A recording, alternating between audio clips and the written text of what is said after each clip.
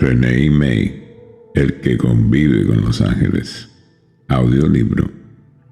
Escrito por Juliette Laurie.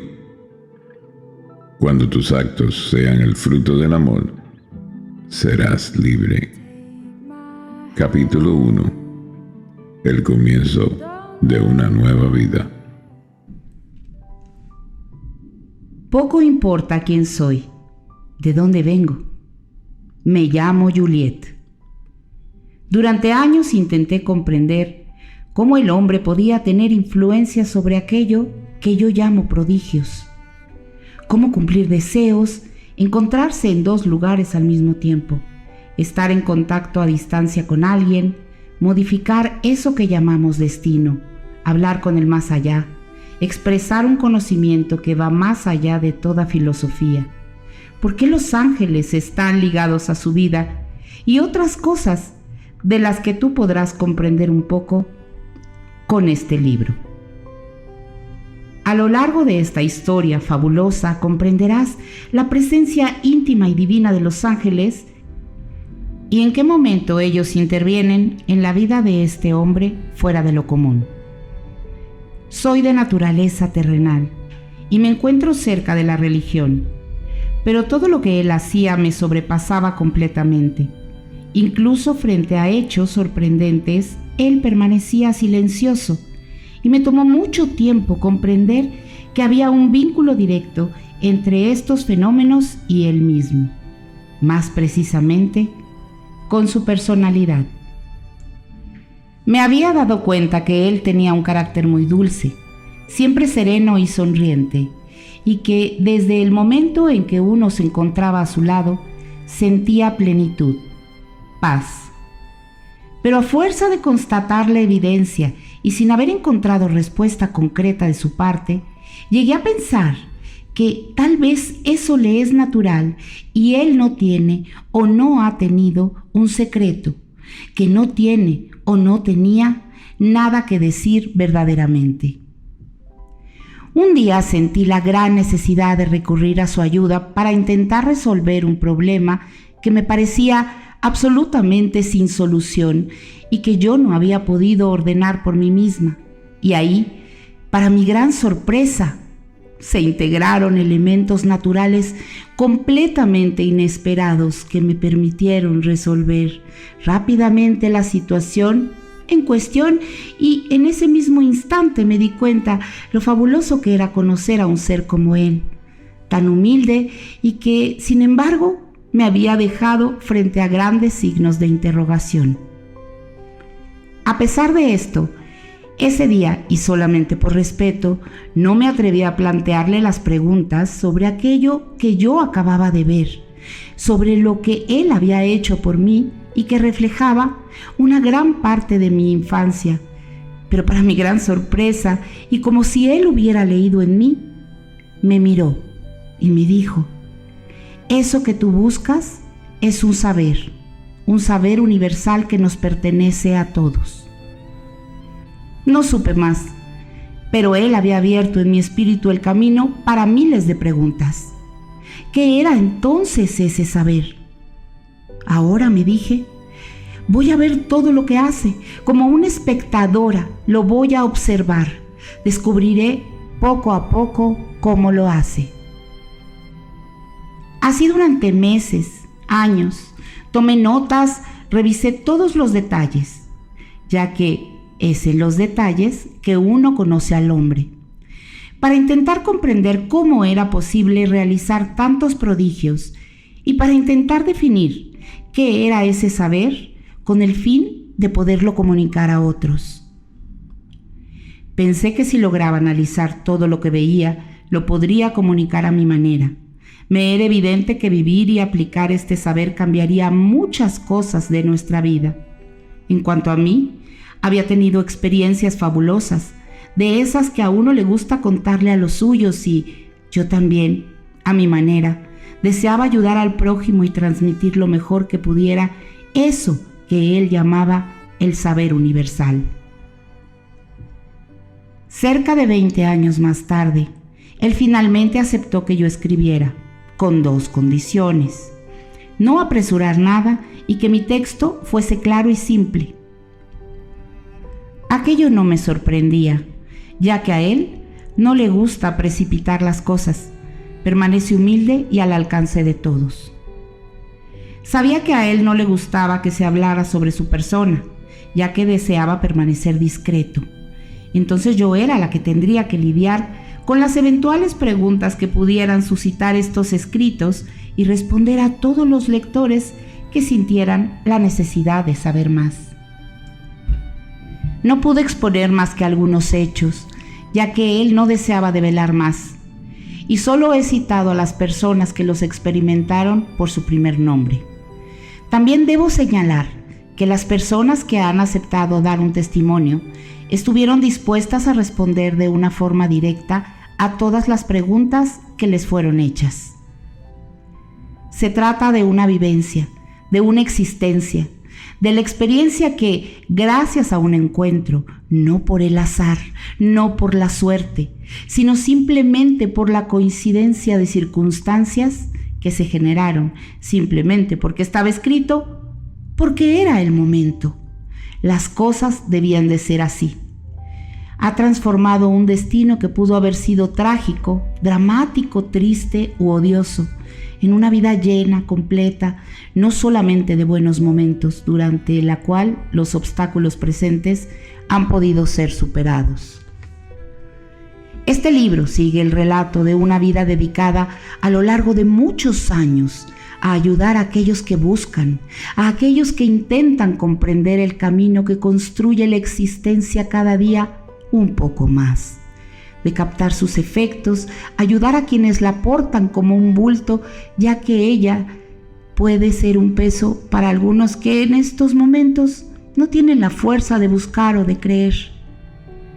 En la medida que avancen en la lectura, podrán penetrar en esas historias vividas por cada uno de los seres que tuvieron la oportunidad de encontrar a este hombre, en hechos en que cada uno de nosotros se podría reconocer o bien encontrarse a sí mismo.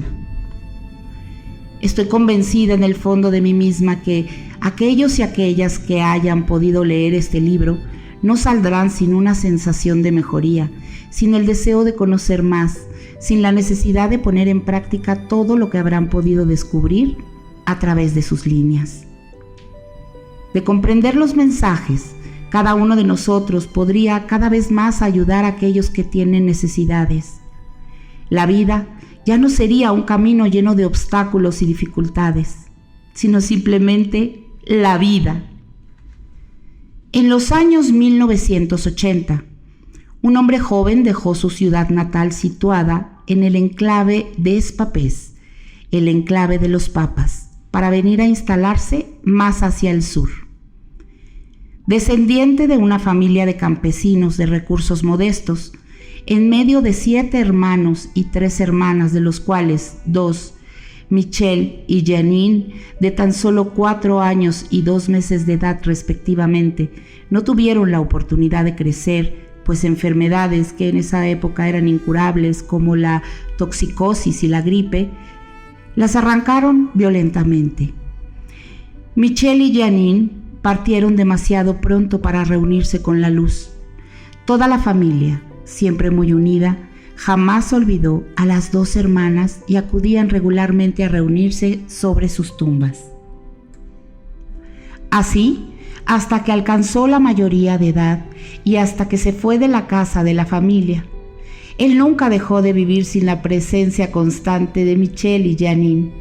Con frecuencia recordaba a su madre que, durante las comidas, se levantaba sin decir nada y comenzaba a llorar. Como la ausencia de los niños que parten así, súbitamente y tan injustamente, deja el corazón de una madre muerto para siempre. Su padre y su madre, padres simples y sin una gran historia que contar, dedicaron completamente sus vidas a educar y a dar amor a sus 9 hijos. Padres siempre fieles, venga lo que venga, pase lo que pase, el amor primero, sin cesar jamás. Creció en medio de campos y campiñas. Existían pocas construcciones en el pueblo. Descubría la naturaleza y sus beneficios. Durante las vacaciones escolares, con sus hermanos mayores, trabajaba en los campos de los granjeros vecinos para poder ayudar a la gran familia y también pagar los artículos escolares. Era un muchacho amable, de familia creyente y practicante, monaguillo durante muchos años en la iglesia del pueblo, como lo habían sido antes sus hermanos mayores. Todos los domingos, este pequeño niño de cabellos claros recorría más o menos 2 kilómetros acompañado de sus hermanos y hermanas para ayudar en los preparativos de la misa. Amaba mucho esto y conserva todavía hoy recuerdos maravillosos, como la reunión de los habitantes del pueblo para la gran misa del domingo. Uno sabe cuánto la misa es representativa en estos pueblitos y nuestro pequeño niño ponía todo lo que estaba de su parte para ayudar al cura.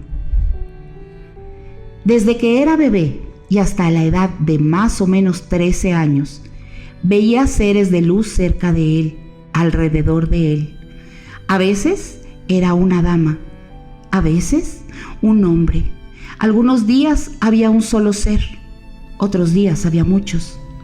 Se quedaban allí y no le hablaban más que en muy raras ocasiones, pero cuando lo hacían, era siempre de una manera muy suave.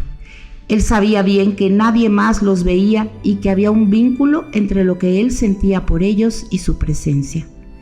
Ignoraba en ese momento quiénes eran y cuáles eran sus nombres, pero eso no tenía importancia. Lo que sí sabía era de dónde venían. De hecho, él recuerda muy bien haberse codeado con ellos en lo alto del mundo del que había guardado el recuerdo y las emociones. No les había vuelto a ver a partir de la edad de 13 años, pero continuaba percibiendo su presencia. Comenzó a experimentar fuertemente el deseo de comprender algunos aspectos de la vida y se sintió atraído por las matemáticas. Esa fascinación casi obsesiva despertó en él el deseo instintivo de crear y hacer funcionar una máquina sin energía, como tal vez la había visto allá arriba, en este otro mundo que él llamaba paraíso. Continuó sus investigaciones durante 3 años, pero no pudo llegar más lejos. Alrededor de los 21 años de edad, se sintió nuevamente poseído por el deseo intenso de regresar a los cálculos. Le dedicó mucho tiempo a esta búsqueda, horas, días, noches, pero esta vez logró llegar mucho más lejos y definió mejor cómo está constituida la materia, la vida. Más tarde, después de llegar a la mayoría de edad, decidió cambiar de rumbo para intentar comprender la vida, descifrar el universo, el por qué y el cómo de las cosas, por qué había guerras, por qué la gente enfermaba, por qué habían pobres muriendo de hambre, sed, por qué había tanta miseria humana. A los 23 años, ya padre de familia, partió hacia su destino y finalmente se estableció en una ciudad al lado del mar, un puerto. Él entró en mi vida en un periodo muy agitado, así que no es por casualidad que digo todo esto. En esa época yo trabajaba en una oficina que empleaba una decena de mujeres. Tengo que señalarlo porque en efecto éramos mayoría. Un día, una de ellas me confió que, ante grandes preocupaciones familiares y personales, ella había encontrado un señor que la podía ayudar, pero no cualquier señor, porque se trataba de un señor que podía ver a través de ella, y esto sin ningún apoyo. En efecto, ese señor poseía un saber que le permitía ver a través de la gente. Encantada, maravillada, sorprendida, Arlette me cuenta: es asombroso. Vio que estaba yo cambiando de coche. Me señaló con precisión la marca del coche, la construcción de mi casa. Total, ¿sabes? Realmente me dejó pasmada. Voy a llevarle a mi madre. Yo, Juliette, en esa época muy en tierra, pragmática, no comprendía nada, pero bueno. Días más tarde, fue François quien me habló de él, después Christine. Luego todas me hablaban sobre él, me contaban en su momento. La penúltima fue Giselle, ya que la última que persistía en no querer ir a ver a este individuo famoso, este personaje sorprendente, era yo. Y no faltaba más que ella para convencerme. Así que Giselle finalmente se me acercó y me dijo: deberías ir a verlo, te lo digo, solo por ver, ¿sabes? Es impresionante, deberías ir, te va a sorprender. Es desconcertante, te dice todo, tu pasado, tu futuro, las cosas más secretas, las más íntimas. Giselle me había convencido, o bueno, en ese instante, teniendo en cuenta todo lo que ya había escuchado de unas y de otras, finalmente me decidí. ¿Por qué no? ¿Qué puedo perder? Además, ya es hora de que me forme mi propia opinión. Confieso también que esa época mis preocupaciones no hacían sino acentuarse. A lo mejor ese encuentro me daría un pequeño empujoncito, quién sabe. Pero me había vuelto tan incrédula. Hacía falta que viera y que escuchara. Jamás había conocido a este tipo de personas hasta ese momento. Ni siquiera me imaginaba lo que eso podría ser. ¿Cómo debía proceder? ¿Cómo funcionaba esto? ¿Cómo lo recibían a uno? Yo me decía, realmente no es gran cosa, pero bueno, a pesar de todo, y quedando en el fondo de mí un cierto respeto, finalmente pedí una cita. Yo era entonces una joven de carácter, orgullosa e incluso pretenciosa, con un toque de arrogancia, todo por complacer. Este hombre tenía una oficina en donde recibía a la gente, pero ni qué decir de la oficina. Yo nunca la hubiera imaginado así. Pero antes de describir ese espacio, debo también contar un detalle un tanto sorprendente de esa reunión. Me presento en la dirección indicada por mi compañera de trabajo. Entro al gran hall de un edificio. Una puerta está entreabierta. ¿Será aquí?, me digo, ya que no conozco el lugar. Toco la mencionada puerta. Nadie responde. Insisto. Entro discretamente en un departamento con un gran vestíbulo de colores sombríos y percibo al fondo una cortina de color violeta lila. Un hombre de color bastante grande sale. Le pregunto si es él. ¿Es él el hombre con el que yo tengo una cita? Me responde de forma afirmativa. Me pide que me instale. Yo obedezco. Pero su actitud me parece un poco bizarra. Para empezar, este señor enciende muchas velas. Distingo muchas estatuas sombrías con caras inquietantes. Ahora sí que me siento poco tranquila. De repente comprendo que me he equivocado y me voy inmediatamente. Me voy decepcionada y un tanto contrariada. Sin haberlo encontrado, regreso a la oficina donde explico lo que me acaba de pasar. Ahora me doy cuenta de la confusión. Me había equivocado de número de entrada del edificio.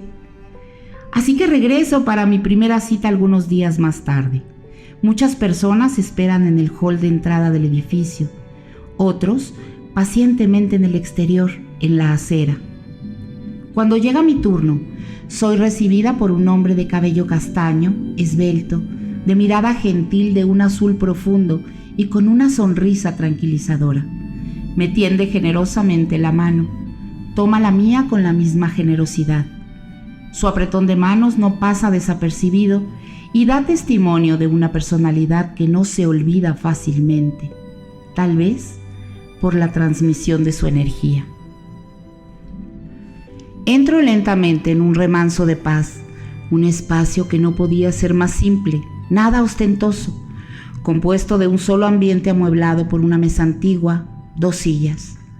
La segunda en caso de que la persona que lo visitase estuviese acompañada. Sobre la mesa, una lámpara de petróleo. Supe después que ni siquiera tenía electricidad. Nada en las paredes, nada sobre el piso. De hecho, ninguna otra cosa. No necesitaba más. Me siento, él me mira y toma mis manos. No para de mirarlas. Coloca su pulgar sobre el punto central de cada una de estas suavemente. Y en ese momento, para mi gran sorpresa, levanta la mirada hacia mí y me dice: yo no la siento. Afirma y repite: yo no la siento.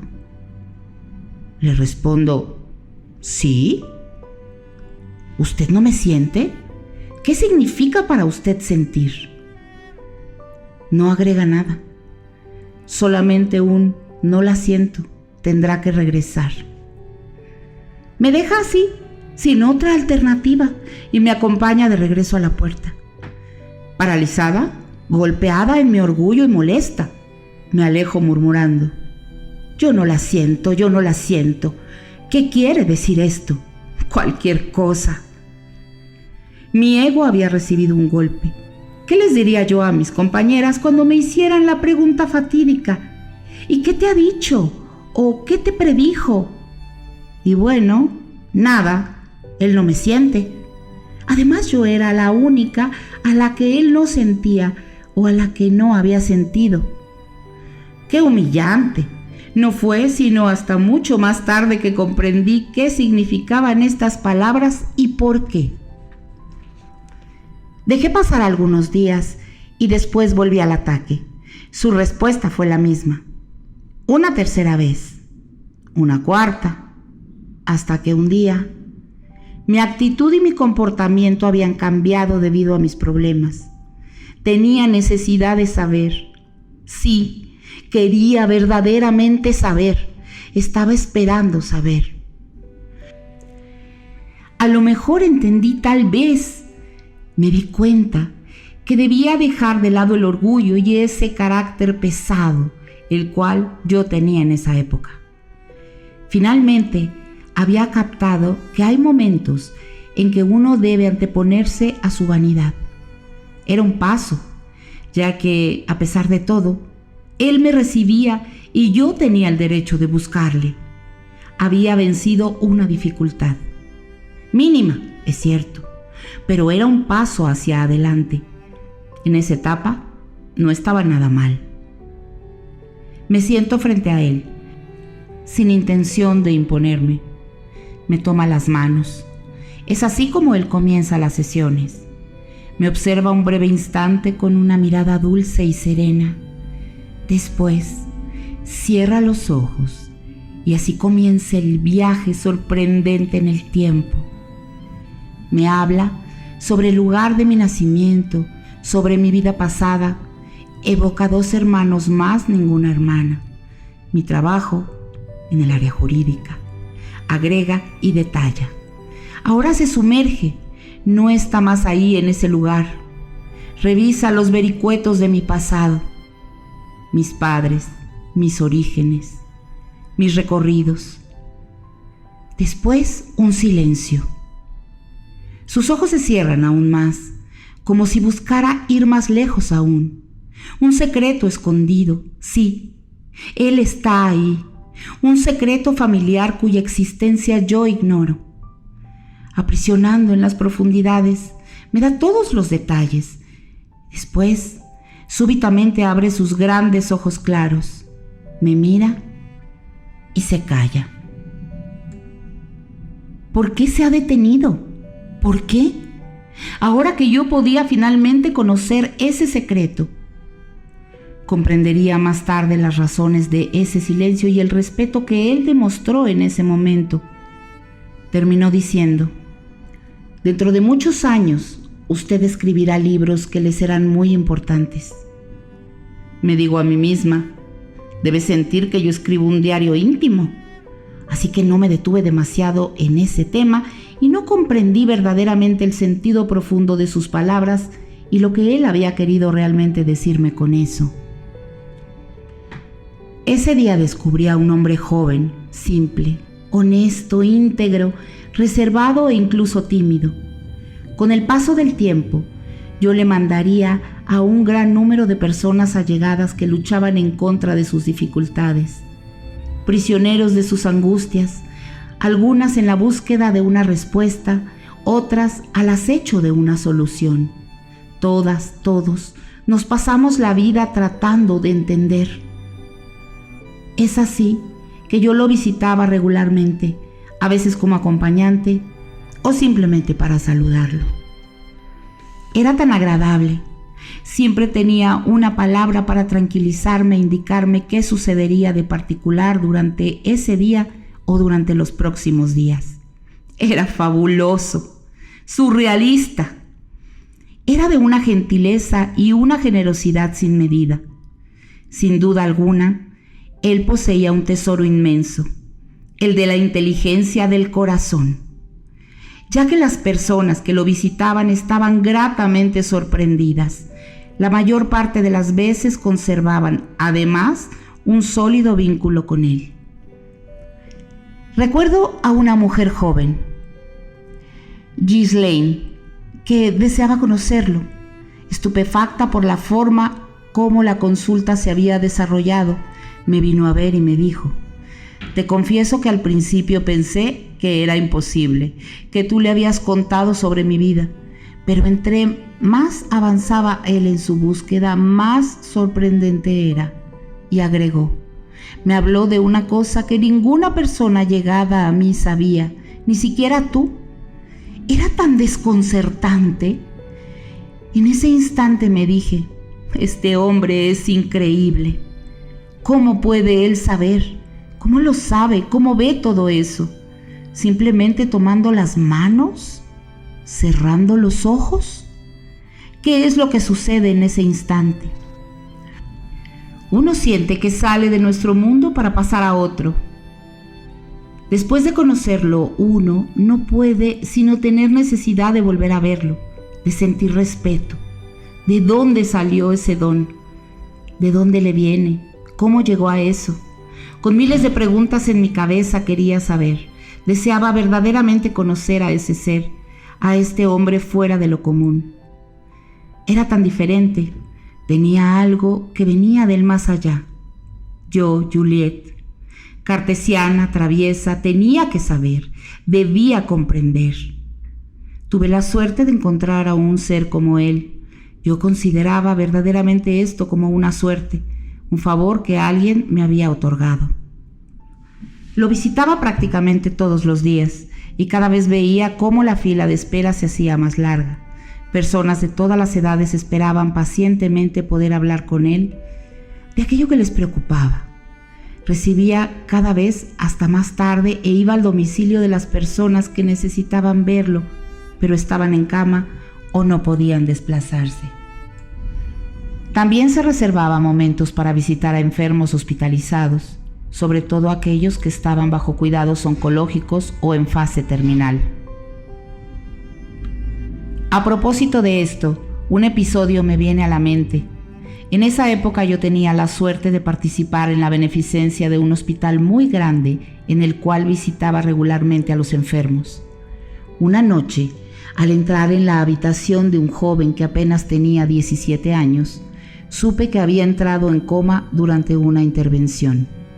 Llegó de Tahití para someterse a una operación benigna de rodilla. Desorientada y sinceramente apenada, pensé en su familia que estaba tan lejos de él, de su niño que practicaba fútbol y para quien la intervención no debía de haber sido de gravedad. También supe que su mamá ya se encontraba en el avión que la traería cerca de su hijo. Permaneció en coma durante 2 meses. Como no mejoraba, pensé en este hombre que yo frecuentaba y que, ciertamente, podría guiarme, ayudarme a comprender qué había sucedido, decirme si este joven saldría. Apenas le había yo contado cuando vino a reunirse conmigo al hospital. Se acercó al chico sin decir nada.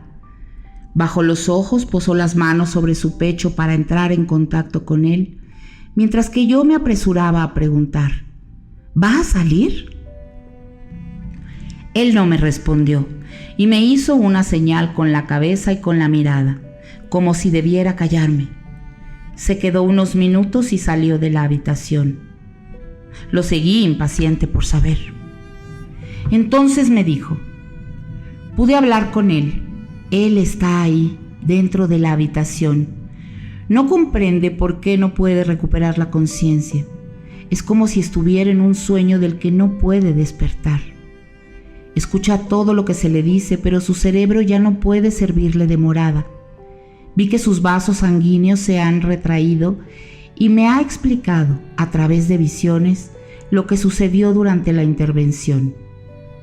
No le pasaron oxígeno en el momento en que lo necesitaba. Si te hice esa señal con la cabeza fue, en realidad, porque él hubiera escuchado lo que te iba a decir. Si él comprende que ya no podrá regresar a su cuerpo, lo dejará y se irá, morirá. Explícaselo a su mamá. Solo ella le puede ayudar. Visitaba regularmente a este joven. Pude encontrar y hablar largamente con su mamá, explicarle que yo conocía a un hombre que había podido entrar en contacto con su hijo y lo que había sucedido durante la intervención, que los daños causados a su cerebro eran tales que ya no podría recuperar la conciencia.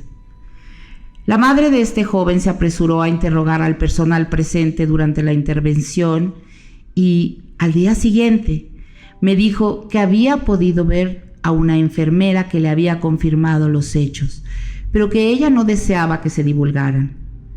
La mamá pasaba horas enteras al lado de su hijo y un día decidió hablarle de su estado. Al día siguiente, su hijo murió.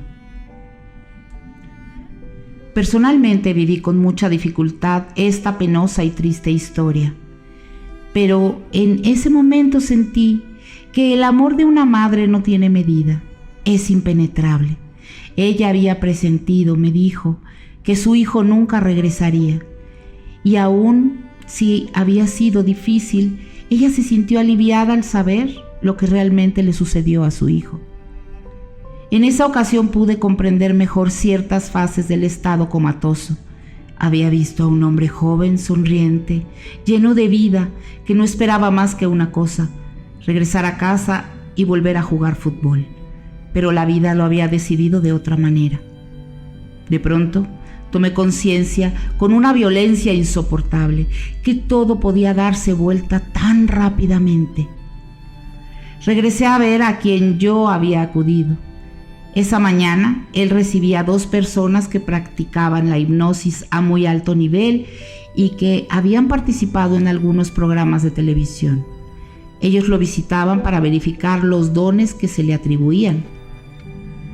Sorprendidos por el encuentro con este hombre y por lo que acaban de ver, estos hombres le propusieron inmediatamente participar en una emisión de radio FM, sin explicarle de qué se trataría exactamente. Muy intimidado, pero también muy valiente, él aceptó poner su don al servicio de un programa de radio.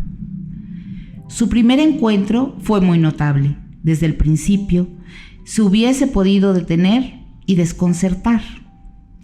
Disponía en esa época de medios muy modestos. Tenía para desplazarse un automóvil viejo cuya batería no funcionaba muy bien. Para arrancar, debía de haber una pendiente suficientemente empinada sobre la cual lanzar su vehículo. El día de la emisión de radio, una lluvia torrencial cayó sobre la ciudad y él no encontraba ni una carretera ni una calle con pendiente en la proximidad de la estación de radio. Tuvo que estacionar su automóvil muy lejos. Todo se dio para descorazonarlo. Llegó al estudio completamente empapado. La tormenta no había parado y no tenía con qué protegerse ni resguardarse. El agua le escurría hasta los zapatos. Sin darle ni siquiera tiempo de secarse, muchas personas ansiosas de conocerlo lo recibieron. Los representantes y el personal de la radio, pero también sus familiares y amigos corrieron a encontrar a este personaje del que tanto les habían hablado. Jean-Marie, la periodista que le conocía, lo recibió y la entrevista comenzó.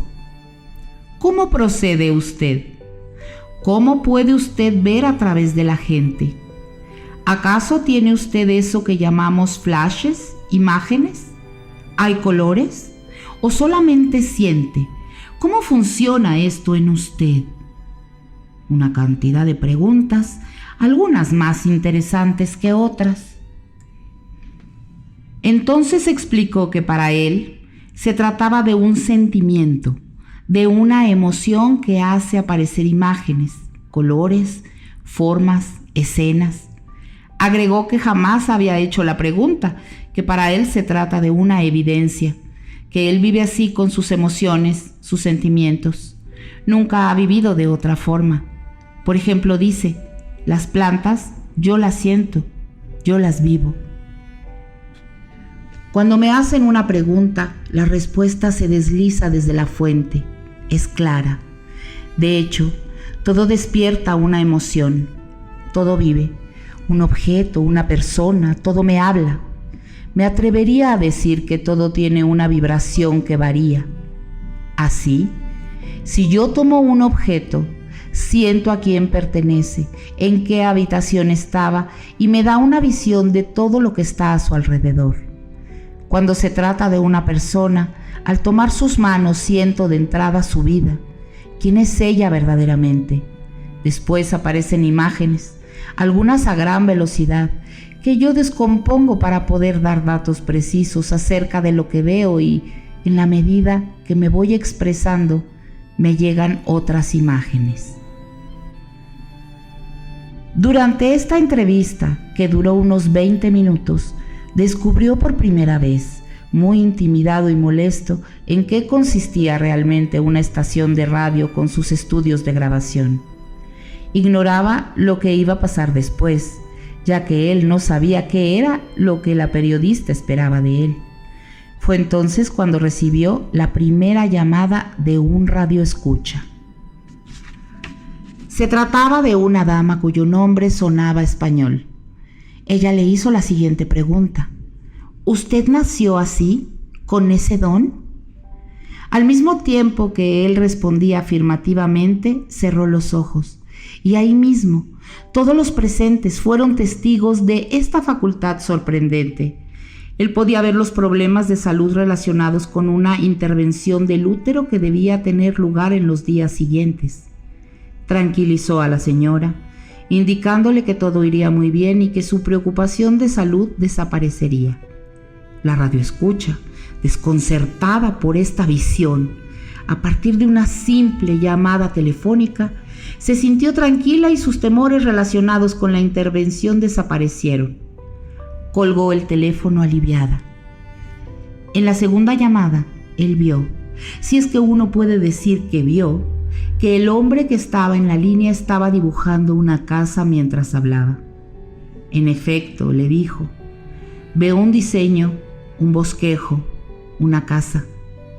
Sorprendido, su interlocutor exclamó, ¡es increíble! ¿Usted ve eso? Pero, ¿cómo sabe usted eso? Es verdad, mientras esperaba que me pasaran en línea estaba yo garabateando una casa. Después vino la tercera llamada. Una dama mayor que preguntó, si no es mucha indiscreción, ¿qué edad tiene usted? Él le respondió que tenía 23 años, pero al mismo tiempo que él contestaba su pregunta, tuvo una visión. Usted tiene un gato, blanco, cerca de usted. La dama, muy sorprendida, contestó, efectivamente, tengo a mi gato a mi lado. Es un persa blanco, señor.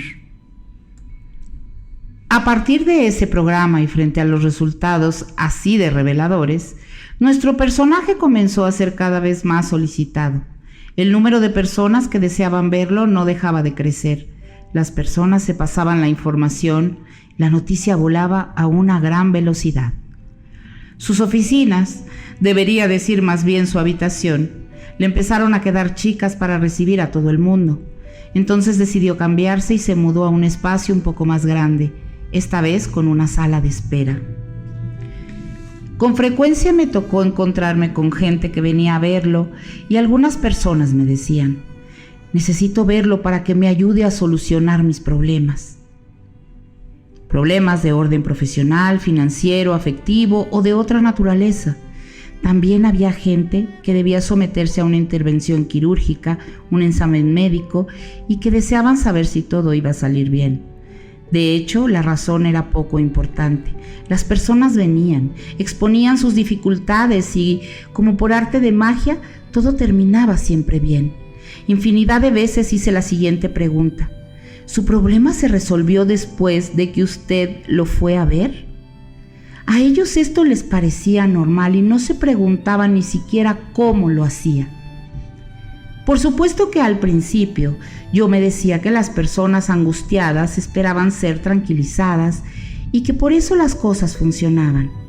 Intenté encontrar una lógica, pero en el fondo de mí una intuición me decía que ciertamente había algo más. Muchas veces le hice la misma pregunta, a la que invariablemente él respondía: así es esto, si les ayuda y están mejor, eso es lo esencial. Pero jamás me dio una respuesta detallada acerca de su manera de intervenir. Esta facilidad de ver a través de la gente siempre me subyugaba. Yo no cesaba de preguntarme cómo lo hacía. Era realmente impresionante. Era capaz de decirle a uno los nombres de sus amigos o amigas, el color de su automóvil, describir su casa. Era más que desconcertante y, bueno, la respuesta que me venía sin cesar a la mente: mientras yo le cuento mis problemas, estos se resuelven rápidamente. Yo no alcanzaba a comprender cómo esto era posible. Había algo que me sobrepasaba. Continuaba viéndolo regularmente y me sentía muy orgullosa de codearme con alguien así de apasionante. Por esa época, él finalmente adquirió un nuevo auto. Si yo cuento la historia de ese auto, es porque este era el perfecto para él. No se trataba de cualquier automóvil. Era un viejo Peugeot 203 del año de 1955, color negro. Este coche correspondía verdaderamente, decía yo, a su estilo. Era un marginal. Y cuando le vi al volante no pude evitar sonreír y luego carcajearme diciendo: ¡ah! Se ve que ese auto es tuyo. ¡Qué original! Al mismo tiempo, yo me sentía muy feliz de conocer a alguien tan simple y natural, que se atrevía a enfrentar a una sociedad tan moderna que no tenía nada de retro. Ese auto era el reflejo de lo que él era, y eso era bello. El auto era hermoso y brillante. Él se sentía orgulloso. Este auto marcó un periodo de su vida y lo conservó muchos años, manteniéndolo maravillosamente bien. Continuó ejerciendo puntualmente. Se había vuelto un hombre de renombre. La gente adinerada de todas partes, París, Córcega, Suiza, Italia, unos hablaban con otros, querían saber, encontrarlo, conocerlo. En cuanto a mí, yo tenía la suerte de poder visitarlo muy seguido. En esos momentos, él me hablaba de todas las cosas de las que se escuchaba poco hablar en aquella época y que, sin embargo, existían desde siempre. Ellas forman parte de nuestra vida, pues más allá de nosotros, incluso muy cerca de nosotros, se encuentran estos seres, de manera especial aquellos que se nos han ido, que nos ayudan y nos protegen. Yo lo vivía intensamente. Durante una entrevista, me contó que se acordaba del mundo antes de su nacimiento, de ese otro mundo donde viven las almas.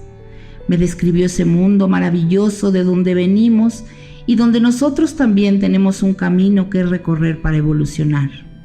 Se trata de volver a cuestionarse la existencia de nuestra propia fe, que no es definida en términos religiosos, sino que se puede definir desde un punto de vista de conjunto.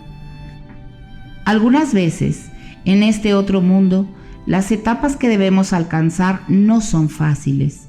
Pone nuestra fe a prueba si uno tiene el deseo verdadero de evolucionar.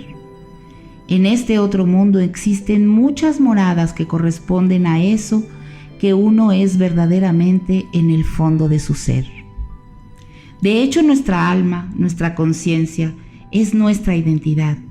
Esto significa que uno existe por lo que ella es realmente. En ese paraíso existen árboles gigantescos que han crecido millones de años y cuyas hojas no mueren jamás.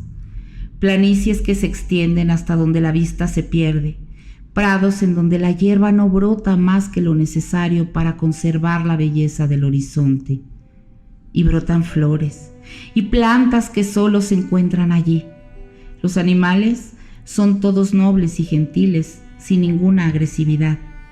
En ciertos lugares se encuentran construcciones de piedra, perfectas, a veces grabadas con escrituras que parecen jeroglíficos, pero que todas, sin importar cuál sea nuestro idioma, se pueden traducir naturalmente sin dificultad.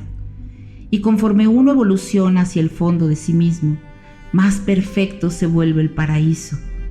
Terminó asegurándome que allí el tiempo no existía. Tenía tantas cosas que decir. Cuán hermoso era aquello. Yo lo escuché durante horas.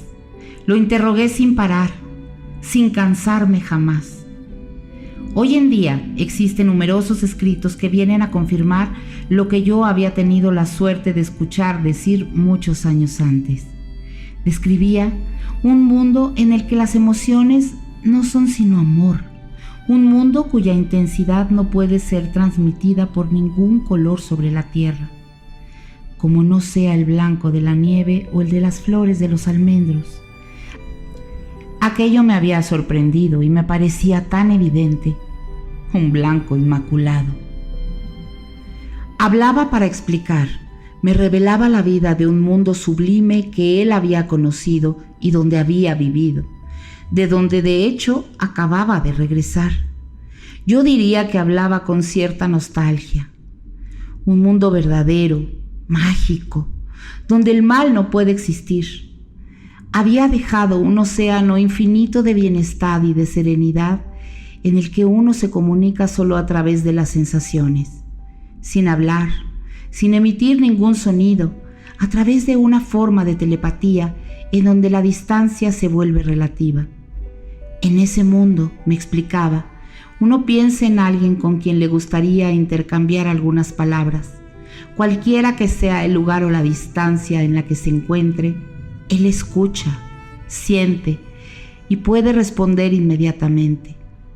Todo se siente y adquiere una forma de emoción evolucionada. Nada se impone, todo se vive con suavidad.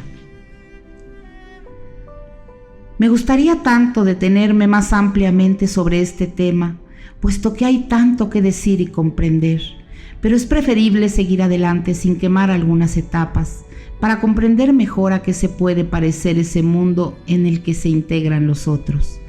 Me es imposible continuar, por pudor y por respeto hacia él, quien por el momento no desea que se exponga el escenario de su vida allí.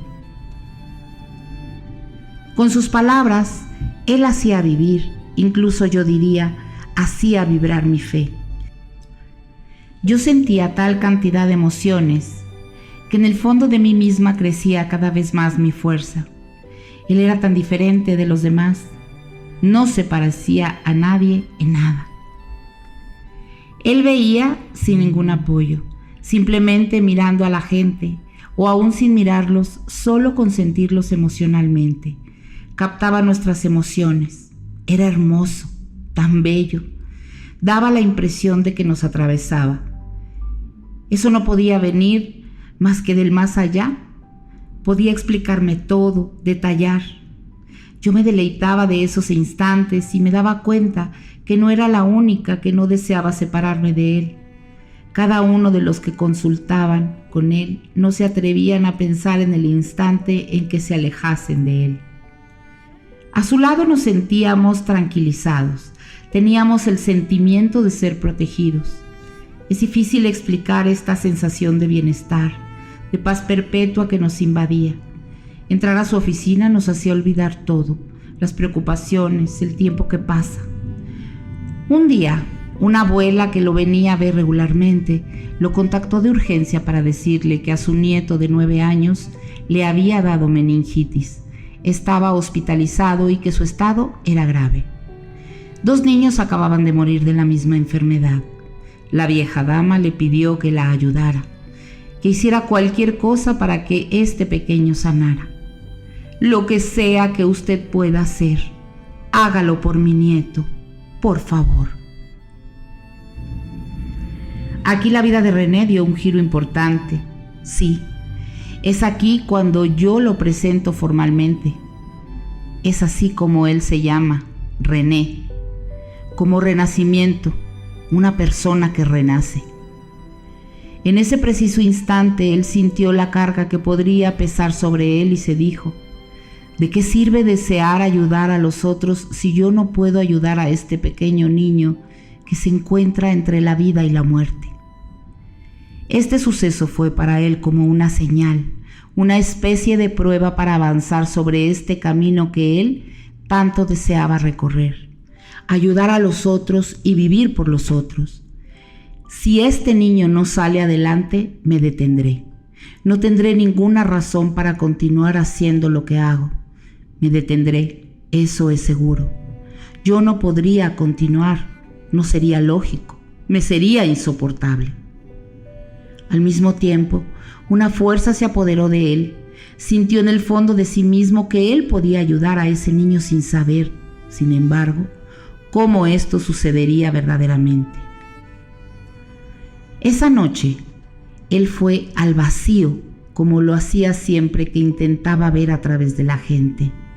Estableció una liga entre el mundo de donde él venía y este evento que podría convertirse en drama. Intentó dar lo mejor que tenía de sí mismo, invirtiendo toda su fe para reforzar el contacto entre el que él vivía y con el que aún vive.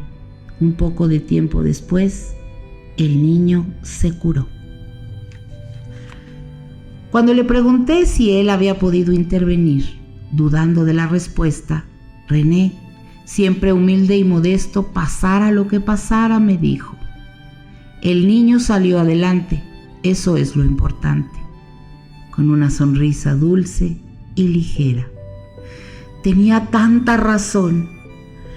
Cualquiera que haya sido la fuente, solo el resultado contaba. No me atreví a insistir, puesto que yo sabía que él no me daría ninguna otra explicación. Aliviado, encantado con este desenlace feliz, al día siguiente se dirigió a su oficina y continuó recibiendo a todos aquellos que lo necesitaban, más serenamente, porque él había superado esta etapa compartiendo con el prójimo, con la familia y principalmente cerca del niño cada segundo de este drama que había dejado de serlo. Al poco tiempo, cuando el muchachito estaba completamente curado, vino acompañado de su abuelo a visitar a René. Al entrar en la oficina, el niño le preguntó a su abuelo: «Papi, ¿es este el señor que me vino a ver en mi sueño cuando estaba yo en el hospital?». René le sonrió gentilmente. Este hecho permanecía dentro de lo posible. Cuando uno conocía a René y cuando uno ha visto quién es y qué hace, no se puede más que pensar que tales cosas existen. Para ayudar a este niño lo había ido a ver bajo otra forma de conciencia, la cual el niño pensaba que había sido un sueño. René ahora conocía la deliciosa sensación de ayudar al prójimo. Gracias a las personas que él recibía en la consulta, pudo comprender mejor y profundizar su conocimiento de los otros, perfeccionándolo con la fuerza y en la medida de la demanda, que no cesaba de aumentar. Continuó así durante 4 años, dando lo mejor de él mismo y haciendo todo lo posible para socorrer a las personas que a veces se encontraban en una angustia profunda. Un día recibió una llamada de una joven que lo veía regularmente y que sospechaba desde hacía mucho tiempo que su marido tenía una relación adúltera. A partir del momento en que tuvo la certeza del hecho, perdió las ganas de vivir. Con mucho sufrimiento llamó a René. Tenía que agradecerle el que me haya ayudado todo este tiempo y llamarle antes de terminar. Y agregó: he tomado la escopeta de mi marido, está cargada. Ya no tengo deseos de vivir, ya no tengo la fuerza de continuar. René conservó la calma, concentrándose en lo que se estaba desarrollando delante de él. Vio una gran ventana detrás de ella que daba al jardín de la villa. Entonces le pidió, puesto que ella le quería agradecer, un último favor. Ella aceptó y escuchó. ¿Tendría usted la gentileza de abrir la ventana que está detrás de usted? Ella obedeció. ¿Podría usted, ya que su arma está cargada, es una escopeta de cacería, ¿verdad? Ella respondió afirmativamente. Por favor, ya que hay un jardín tan grande delante suyo, René no conocía el lugar, lo veía. ¿Podría usted disparar un cartucho hacia los árboles para mí? Ella dudó algunos segundos. No comprendía a dónde él quería llegar. René insistió. Ella disparó. De pronto, la descarga provocó un estruendo ensordecedor que sonó con la misma fuerza en el auricular telefónico que en la cabeza de la joven. Con un sobresalto de miedo y de sobrecogimiento, se le escuchó lanzar precipitadamente la escopeta al suelo, poniéndose a llorar. René no se había equivocado. Había tenido la visión de aquella reacción, de que el estallido ensordecedor produciría tal temor, una especie de electrochoque. Ciertamente, era fácil imaginar el sonido que podría producir el disparo de una escopeta de cacería dentro del espacio confinado en un salón, pero en ese instante no se valía equivocarse. La vida de una persona estaba en juego. Durante esta primera fase de su vida, René recibió gente durante algunos años, ya que en realidad, en el fondo de su ser, él no se sentía bien. Estaba un poco desorientado. Aún estando feliz de poder ayudar, a él le faltaba algo. Vivía un malestar profundo al salir de su oficina tarde en la noche. Estaba sobrecargado. Allí estaba el problema. Él quería continuar y ayudar más. Se sentía culpable de no poder hacerlo y llegó un momento en el que ya no lo soportaba. Creía que esto era completamente insuficiente. Hasta el día en que le llegó una señal. Él la tomó como tal. Recibió la visita de la propietaria de una hacienda en Cavaillon, en la región de Vaucluse. Más que estupefacta por este personaje con el tiempo, ella venía a verlo desde hacía más de un año. Nació entre ambos una relación fundada en una simpatía recíproca. Estoy muy sorprendida, le dijo ella, ya que después de tanto tiempo de venir a visitarlo y conociendo usted mi situación profesional y mis relaciones, jamás me ha pedido un favor, pudiendo llegar más lejos aún saliendo en un programa de televisión. En verdad, esta dama estaba bien colocada en el medio de la radio y la televisión. René estaba muy lejos de todo esto. Nada relacionado con ello le atraía. Ni el reconocimiento, ni el poder. Él no era alguien interesado. Los proyectos que le interesaban se relacionaban con los otros, no con él mismo. Se trataba de un altruista y no de un egoísta. Ella lo comprendería más tarde. Lo que ella le proponía no era ni la meta ni el objetivo que él quería alcanzar, sino todo lo contrario. Ella insistía, de una forma gentil pero determinada. Realmente deseaba que René aceptara. Le ofreció darlo a conocer en la televisión, diciéndole que se trataba de una gran oportunidad y que había que tomarla. Todas las puertas se le abrirían. Queriendo convencerle, le llegó a proponer una charla en un programa televisivo. Finalmente se rindió frente a la evidencia. René no se sentía para nada atraído por este tipo de promoción. De hecho, al constatar que no le daba ningún seguimiento a su proposición, le pidió que reflexionara, que tal vez pudiera cambiar de opinión de aquí a la próxima entrevista. También agregó: usted podría ayudar a otras personas de la misma forma que me ha ayudado a mí. A lo cual él respondió: ¿pero cómo podría yo ayudar más? Mire la cantidad de gente que hay aquí en mi sala de espera. Un mes más tarde, esta dama regresó a visitarlo. René se había tomado el tiempo para reflexionar, pero se encontraba ahora en la búsqueda de algo más profundo, de algo más grande. Aún estando feliz de hacer lo que hacía, aún si para él era fantástico recibir a la gente que muchas veces se trasladaba varios cientos de kilómetros para encontrarse con él, Esto no le era suficiente. Él quería ir más lejos todavía. Su deseo no era salir en la televisión, sino al contrario.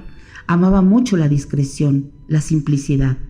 Se trataba más bien de buscar, de comprender y avanzar en el camino que lleva a la verdad para poder estar más cerca de los seres humanos y poder ayudarlos más aún. Así que René le anunció a esta mujer amistosa que había tomado una decisión. Voy a dejar las consultas. Voy a abandonar esto que he emprendido. Me retiro y será algo bueno, pues debo ir más lejos para ayudar más. Ella se sintió muy perturbada. Pensó, esto es mi culpa.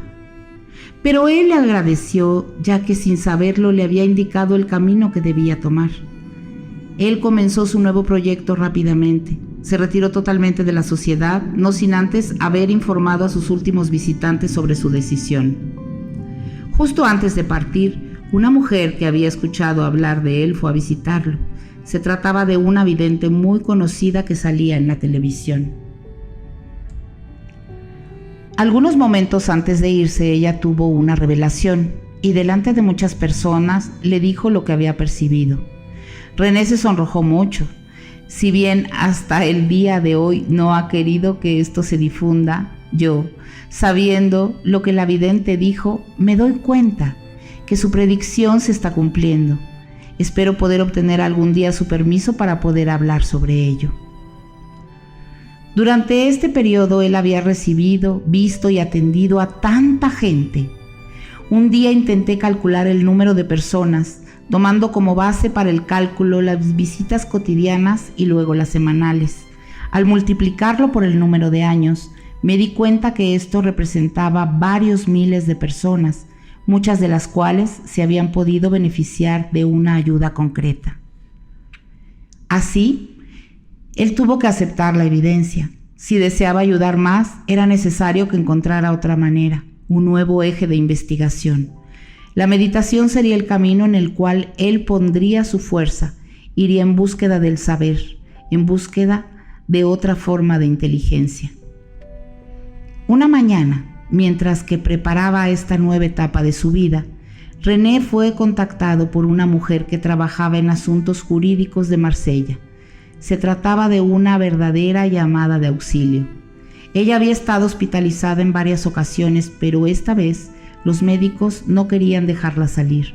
Sus síntomas eran graves y no era posible definir lo que ella tenía realmente. Estaba muy enferma, tenía formaciones de bolsas de agua, había perdido peso y fuerza, su salud empeoraba día a día. Esta pobre mujer no podía conciliar el sueño y contaba que en el momento en que cerraba los ojos tenía visiones aterrorizantes de máscaras emplumadas que se dirigían hacia ella a gran velocidad. También veía llamaradas danzando delante de ella.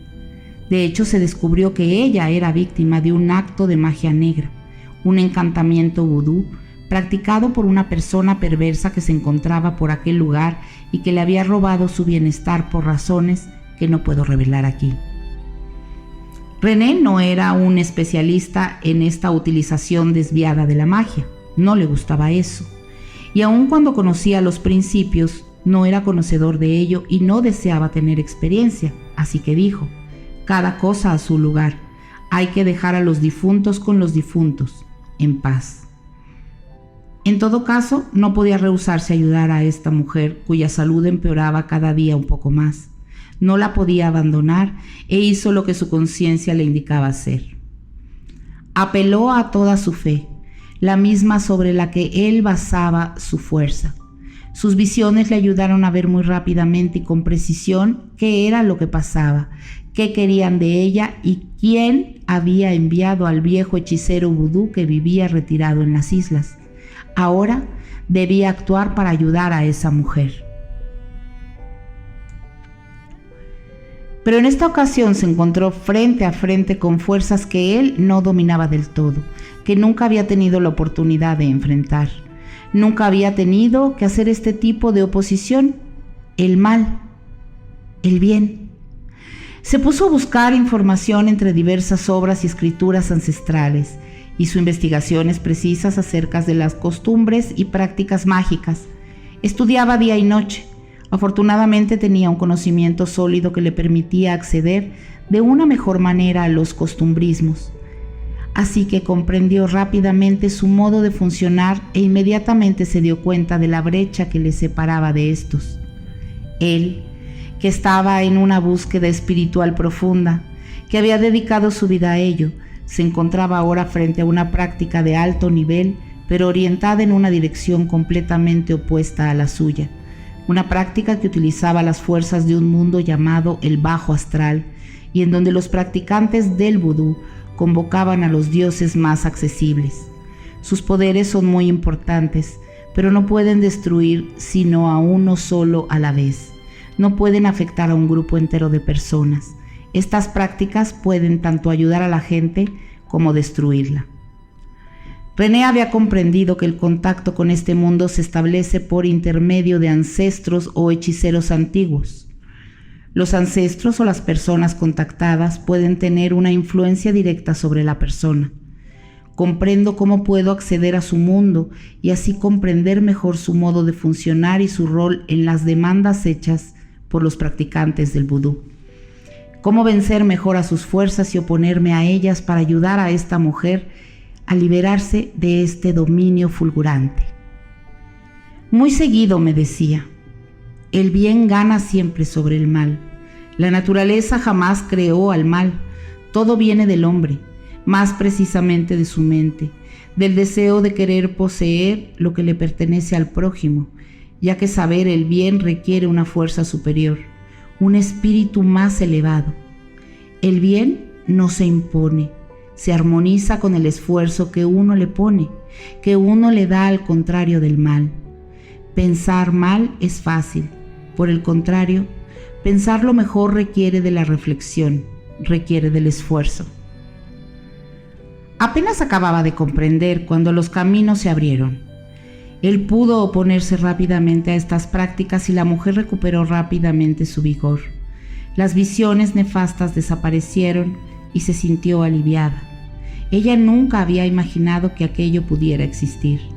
Finalmente retomó su vida normal y su vida profesional también mejoró.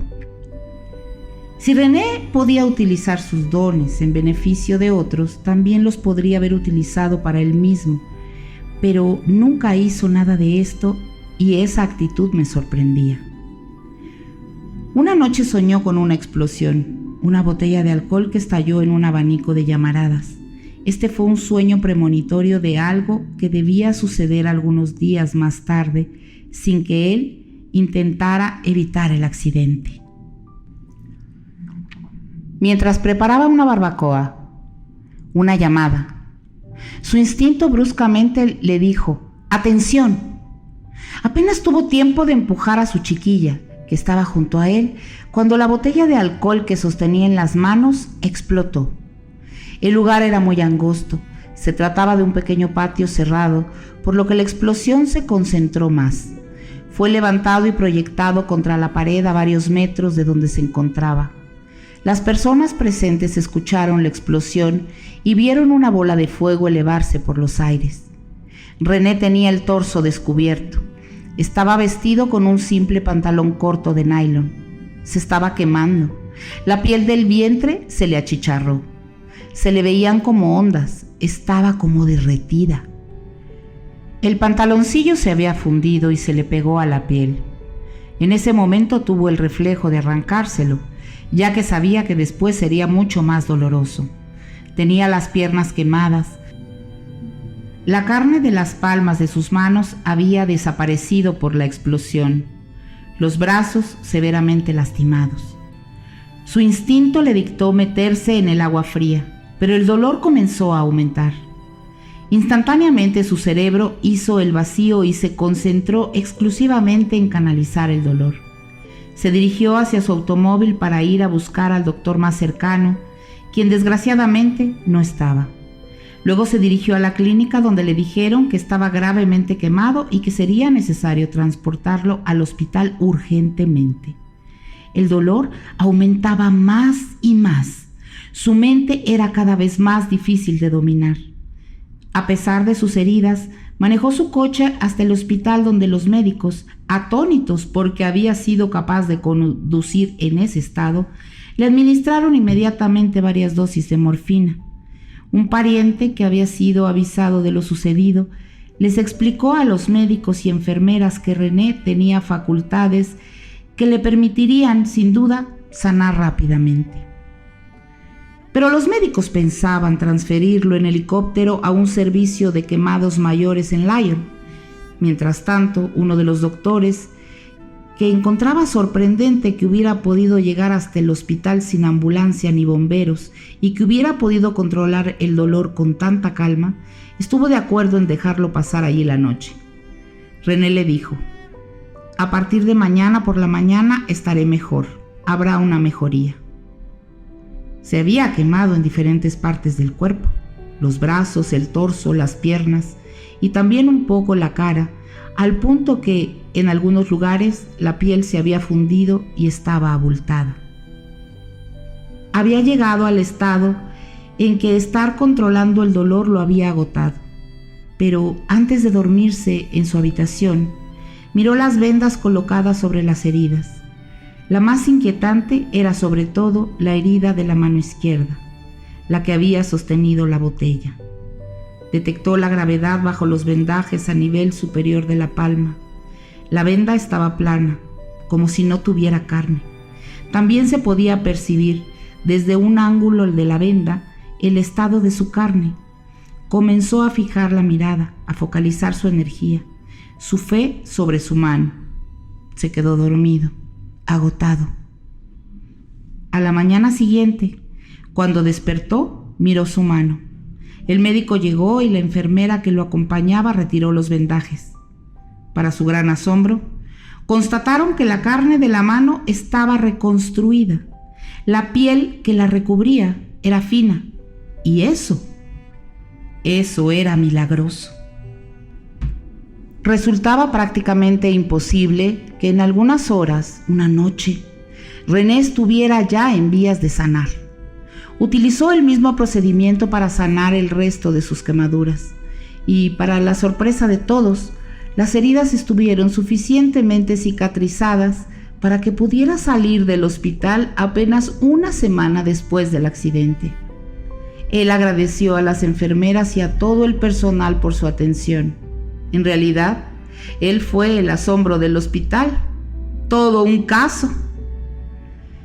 Más tarde, me confió que este evento lo había obligado a poner a su cerebro en un estado más profundo.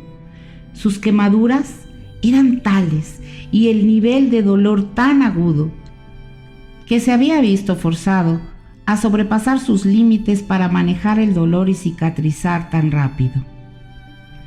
El día de hoy tengo la certeza que ese accidente estuvo destinado a ayudarle a abrirse a la meditación profunda.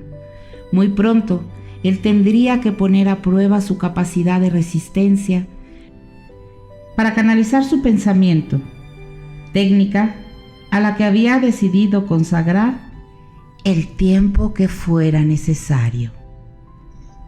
Concluye aquí el capítulo 1 del libro El que convive con los ángeles, de la autoría de Juliette Laurie, voces de Paula Guzmán y Roberto González.